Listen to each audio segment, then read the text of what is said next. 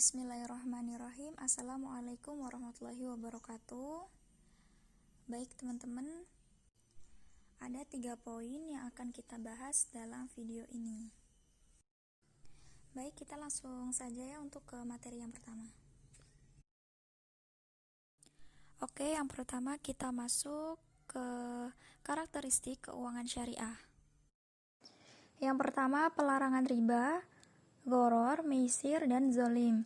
Kemudian uang sebagai modal potensial, adanya pembagian resiko, kemudian larangan spekulatif, dan keuangan syariah tidak mengenal dengan konsep time value of money. Tetapi ekonomi syariah atau ekonomi Islam mengenal konsep yang dikenal dengan economic value of time. Jadi menurut ekonomi syariah, waktu itu sama saja, yaitu 1 kali 24 jam per hari. Seperti karakteristik keuangan syariah yang di slide pertama, itu mengatakan bahwa modal atau uang modal itu harus produktif.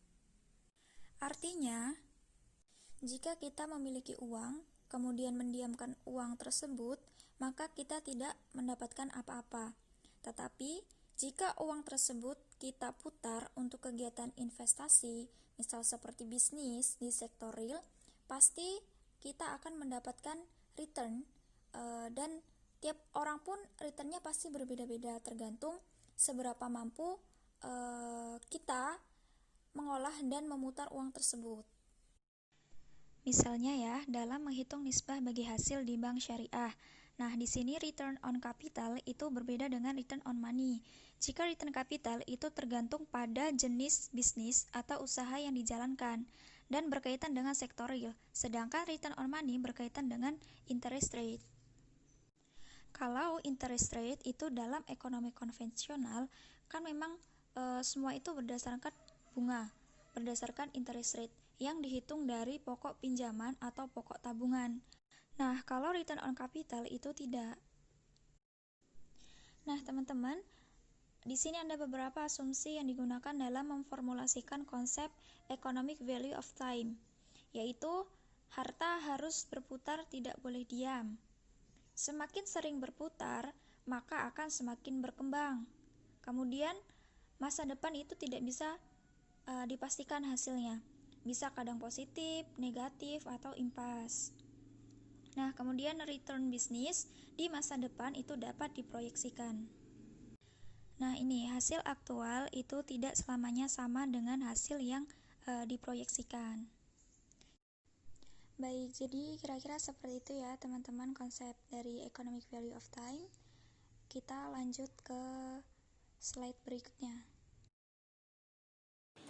Nah, time value of money itu apa sih?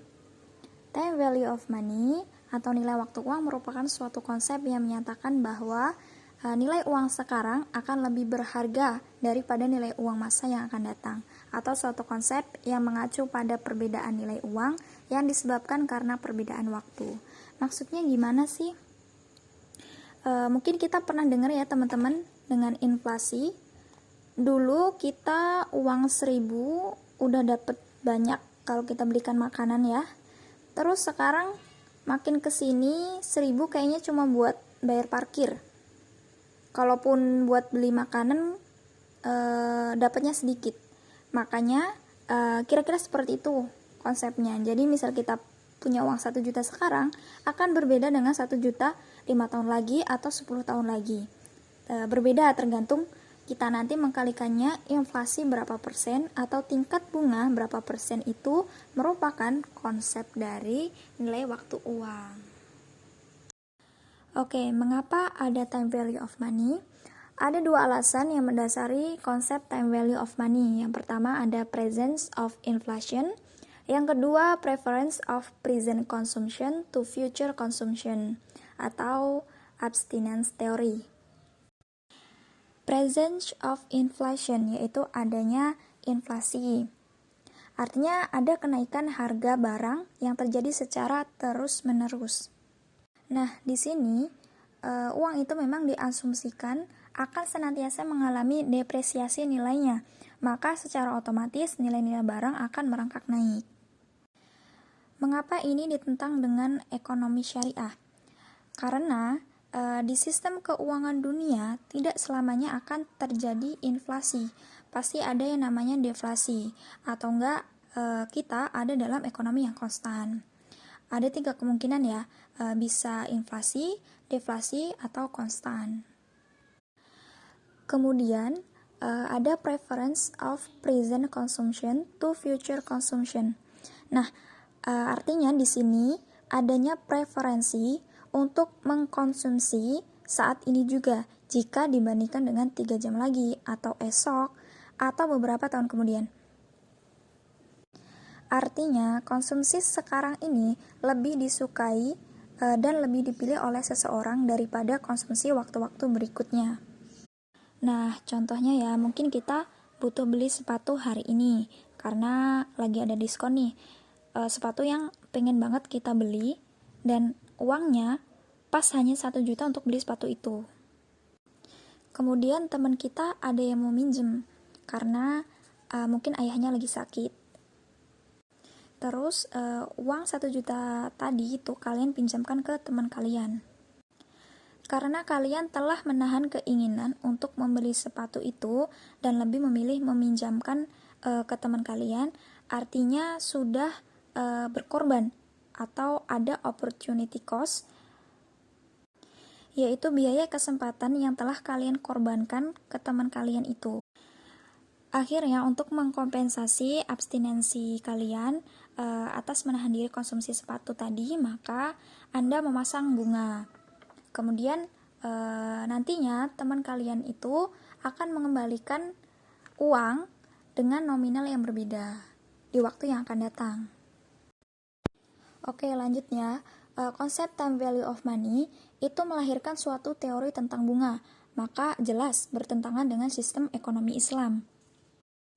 Padahal dalam Islam, uang yang kita pinjamkan untuk orang itu asumsinya bukan untuk kapital, itu sekedar khoroj saja atau kordu hasan, membantu sesama. Jadi bukan untuk mendapatkan keuntungan. Akadnya bukan akad komersil. Jadi kalau kita asumsikan uang sebagai modal, bukan pinjam meminjam, maka lebih tepatnya adalah sektor-sektor produktif, konkret dan real. Misalkan saya mengajukan dana ke bank untuk perdagangan sebagai bisnis ya. Asumsi saya, uang yang saya pinjam dari bank syariah itu sebagai modal. Sah-sah saja karena ada konkretnya, jelas, ada realnya, ada aktivitasnya. Tapi berbeda dengan time value of money, bahwa yang mereka pinjamkan asumsinya pasti positive return.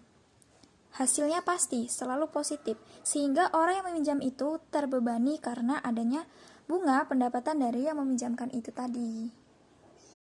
Nah, berdasarkan pendapat intelektual muslim, uang hanyalah sebagai alat tukar dan bukan merupakan barang dan komoditas. Uang itu tidak boleh sebagai pelipat gandaan tanpa adanya proses. Bahwa uang hanya sebagai alat tukar saja. Uang itu benda mati. Tanpa adanya proses, maka uang itu tidak bisa melipat gandakan secara otomatis dengan sendirinya. Jadi uang bukan komoditas. Nah, oke, kita lanjut ya teman-teman. Di sini ada asumsi yang salah bahwa menganggap asumsi uang itu senantiasa akan mengalami depresiasi.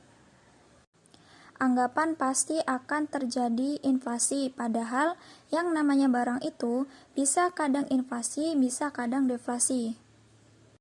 Jadi tidak semuanya harus inflasi, ada kadang kalanya nilai barang itu mengalami penurunan harga ataupun deflasi itu. Kemudian ketidakpastian laba. Di dalam Islam, yang namanya laba itu pun tidak harus positive return, kadang negative return. Misalkan kita melakukan pembiayaan, jadi bisa positif, bisa negatif tergantung dengan kondisi ekonomi. Artinya ketika kita menjadikan uang itu sebagai modal, maka itu tadi tergantung seperti apa kinerjanya atau kondisi ekonominya itu seperti apa. Contohnya seperti hari ini, misalkan rata-rata negatif pendapatannya karena ada virus corona ini. Keadaan ekonomi yang tidak pasti, jadi akan menjadi masalah ketika kita menghilangkan resiko tadi. Apa itu resikonya? Yaitu negatif return yang kita hilangkan.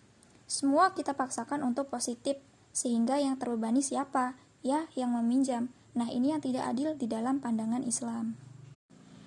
Makanya di dalam Islam itu ada prinsip yaitu al-gunmu bila gurmi dan al-kharaj bila doman. Jadi nggak boleh kita menghilangkan resiko, itu hukumnya haram. Adanya resiko itu justru menjadi penghalalan dari bisnis kita. Jadi sebenarnya konsep time value of money oleh teori finance juga ditolak. Kenapa? Karena tidak ada hubungan antara resiko dengan return. Bukankah ada teori seperti ini, return goes along with risk. Jadi semakin tinggi resikonya, ya jadi semakin besar pula pendapatannya.